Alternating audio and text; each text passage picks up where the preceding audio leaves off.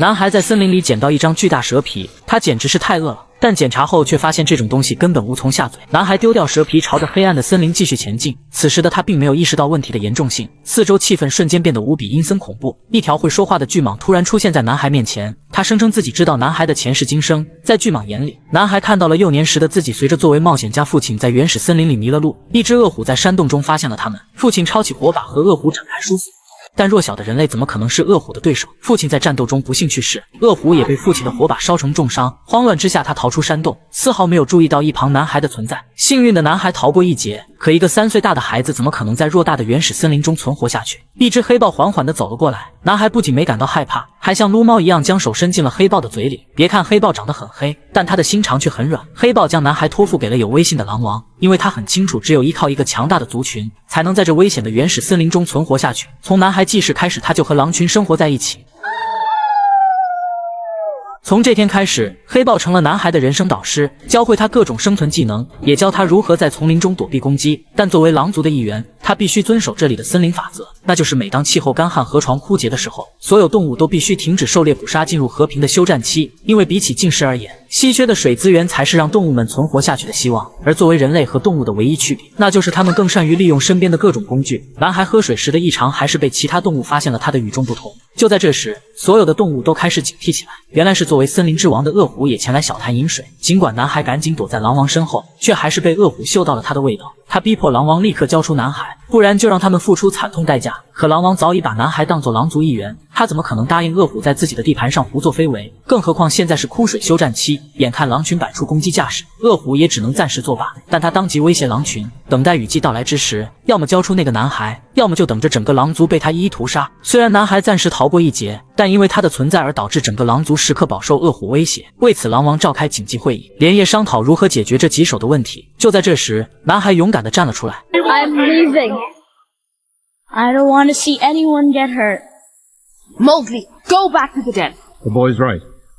Maybe it's time he found another people. No. I'm the one who brought him to you, and now I'll return him to where he belongs. I won't let you.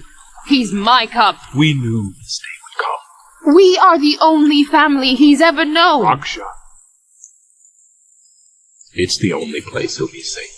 也许目前男孩离开狼群才是最好的选择。他依依不舍地和母亲做了告别，但他们不知道的是，阴险狡诈的恶虎无论怎样都不会放过这个男孩。毕竟他亲手杀死了男孩的父亲。等到男孩成长为恐怖直立猿的时候，那么自己一定不会有什么好的结果。果然，事情并没有他们想象的那么简单。当黑豹带着男孩路过一片茫茫大草原的时候，那敏锐的直觉告诉他危险就在附近。黑豹当即停下脚步，让男孩快跑。而下一秒，恶虎就从草丛里窜了出来。黑豹挡在前面，拼命地为男孩拖延时间，但毕竟双方实力悬殊实在太大，不到几个回合，黑豹就被恶虎一掌拍晕。但2条腿的男孩无论如何都跑不过4条腿的老虎，眼看就要被他当场抓住。一群慌乱的野牛刚好路过，将恶虎撞到一旁。男孩趁机一跃而下，跳进了满是泥水的小河沟。看着那岸上蠢蠢欲动的恶虎，男孩灵机一动，他顺势抓住身边的野牛，随着大部队一起逃之夭夭。男孩在牛背上不知睡了多久，当他再次醒来，已经随着牛群一起走在陡峭的悬崖中间。眼看前面的山体开始滑坡，男孩连想都没想，从牛背上一跃而下，跳进湍急的水流之中。幸运的是，他抓住了河里的一段枯树，这才捡回了一条命。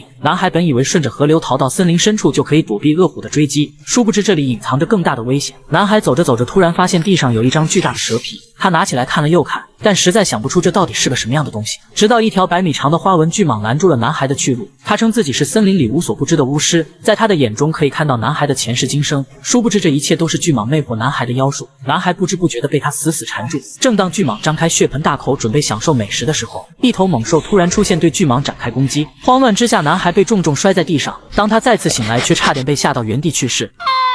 Relax, kid. No need to get worked up, okay? 原来刚刚是棕熊从巨蟒口中救了自己。为了报答棕熊的救命之恩，男孩答应帮助他去采集悬崖上的蜂蜜。虽然自己不能像猴子一样爬上陡峭山峰，但聪明的男孩却可以用双手创造工具。他用锋利的石片割断大树藤蔓，然后撅断一截合适的树枝，朝着那满是蜂蜜的悬崖跑去。男孩只需利用身体惯性加上双腿的力量，即可将整块蜂巢全部踹掉。这是棕熊这辈子第一次感受到了蜂蜜自由，简直是太美味了。就连小猪佩奇背上的些许蜂蜜，他也不容错过。当他得知男孩被恶虎追杀，不得不去人类村庄避难的时候，他决定好人做到底，干脆再送男孩一程。可当男孩真正到达了村庄附近，他却犹豫了，因为他从小在森林里长大，对于人类的生活习性他一窍不通，更别说和他们生活在一起。棕熊看穿了男孩的心思，他可以暂时留下男孩和自己一起生活，但前提是男孩必须帮他拿到更多的蜂蜜。两人一拍即合，男孩为此开始大力制造各种专业工具，在一群小动物的齐心协力下，他可以轻而易举地将整个悬崖上的蜂巢全部取下。棕熊也逐渐开始喜欢这个聪明能干的小伙子。炎炎夏日，男孩会坐在棕熊的肚子上，一起享受着难得的清闲时光。可就在二人高兴的同时，岸边的草丛突然动了起来，男孩连忙躲在棕熊身后，他还以为恶虎再次追了过来。Come on out and show yourself. 当黑豹走出来的那一刻，男孩开心地笑了，这是他离开家这么久头一回看到亲人。但很快男孩就再也笑不出来，因为黑豹这次前来是为了把男孩送回人类村庄。尽管男孩告诉自己在棕熊这里过得很好，不仅有好吃好喝，每天还能有摘蜂蜜的固定工作。说着，男孩给黑豹展示起了他亲手制作的工具，但这些东西在黑豹眼里都是一些违背动物本能的小把戏。当男孩向他展示那一年都吃不完的蜂蜜时，黑豹看到后差点崩溃。Have you lost your mind? 他表面上讲着森林法则绝不允许这样对待蜜蜂，但他内心却非常清楚，作为人类的男孩根本不受法则的约束。更让他担心的是，男孩一旦放弃了回到人类世界的念头，那么他的生命依旧会受到恶虎威胁。而现在唯一能劝男孩的也只有这头棕熊，尽管他不想这么做，但为了能让男孩好好活下去，棕熊也只能决定将他快点赶走。为此他说了很多伤害男孩的话。 We're buddies, aren't we? Huh? No, we were never friends. I certainly never thought of you as my friend. I mean, you helped me get honey, and I don't really need you anymore, but... Oh, I mean, do I have to spell this out? 男孩伤心地跑了。虽然这样很残忍，但这也是没办法中的办法。可就在这时，男孩却突然被树上的猴子袭击，他们就像事先有预谋一样，将男孩不断向一个方向快速传递。猴子将男孩带出森林，然后爬上悬崖峭壁。男孩万万没想到，在这原始森林的最深处，居然有一座人类古堡。这些猴子们究竟是受到何人指使，才能这般齐心协力？男孩被猴子们押往阴暗的古堡深处，这里堆放着大量的水果和各种人类生活用品。突然，一只巨手从黑暗中伸了出来，他抓了一把水果，随即消失在黑暗之中。正当男孩一脸懵逼的时候，里面的猴王说话了。他声称自己是这座古堡的国王，他平常什么都不缺，但现在唯一想要的就是人类手中的火把。只要得到那个东西，他就可以像人类一样称霸整片森林。猴王认为眼前的人类男孩一定知道创造火焰的秘密。作为回报，猴群不仅可以给男孩提供保护，并且还能委任他作为猴群的军师。可男孩从小在森林里长大，他根本没见过火把，也不知道那东西到底能有什么用。眼看猴王即将暴怒，棕熊及时出现打破了僵局，他在正面吸引着猴王的注意，而黑豹在侧面偷偷地将男孩给带走。可就在他们即将逃出神庙的时候，还是被一旁的猴子发现。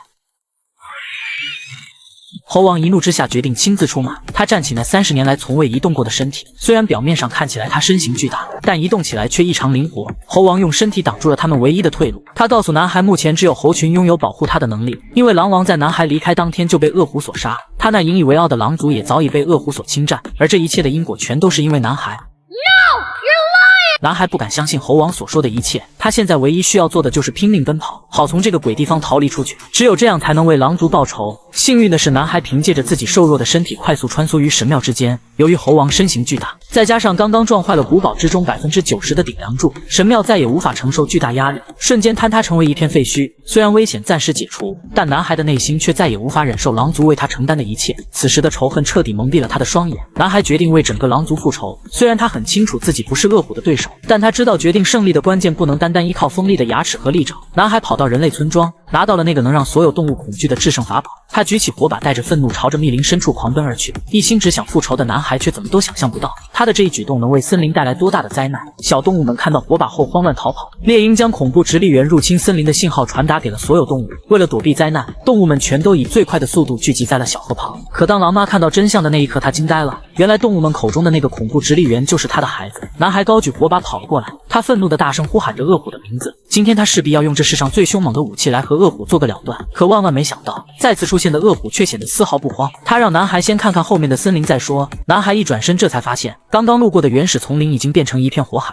这全都是因为他的无知才导致这么严重的后果。身边的动物看到男孩就像是瘟神一般，此时他对于动物们的威胁要远远胜于恶虎100倍1000倍。原本想成为希望的他，此时却造就了动物们眼中的绝望。在恶虎的不断刺激下，男孩最终还是愧疚地丢掉了手中的火把，而没有了火把的他，只是一个连狼崽都跑不过的小男孩。男孩中计了。 That was the stupidest thing you could have done.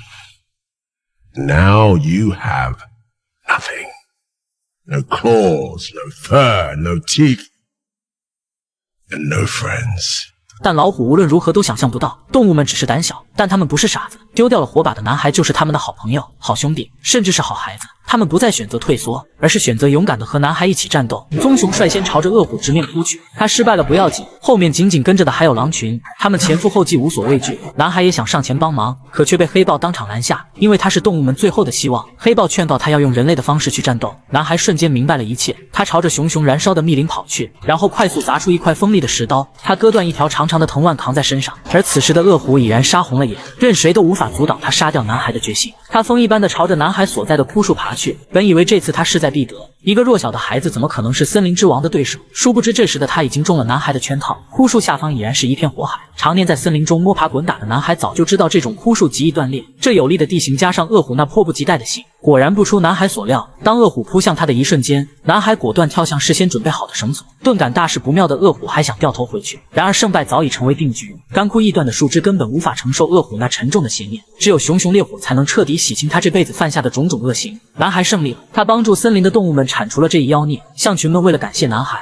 他们卷起树干将生命之水引向森林，大火很快被河水浇灭，而这就是团结的力量。没有了老虎的威胁，森林里再次回归和平。男孩以自己独特的方式跟着狼群继续生活，虽然他是这片森林里唯一的人类，但他却获得了所有动物们的认可。森林法则虽然是对动物们的集体约束，但最核心的就是让他们知道如何去团结，成为一个共同的家。